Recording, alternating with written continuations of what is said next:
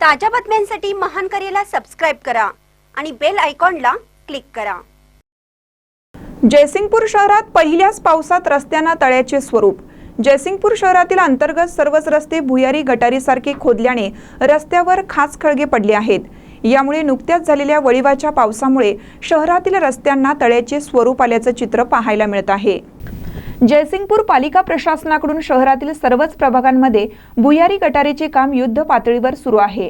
यासाठी शहरातील सर्वच अंतर्गत रस्ते खोदण्यात आलेत।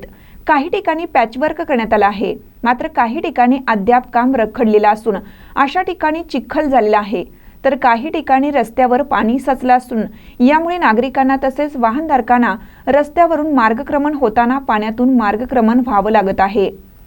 अनेक वेळा नागरिकांच्या अंगावर वाहने भरधाव गेल्याने साचलेलं पावसाचं पाणी उडून वाहनधारक आणि नागरिकांमध्ये वादाचे प्रसंग उद्भवत आहेत।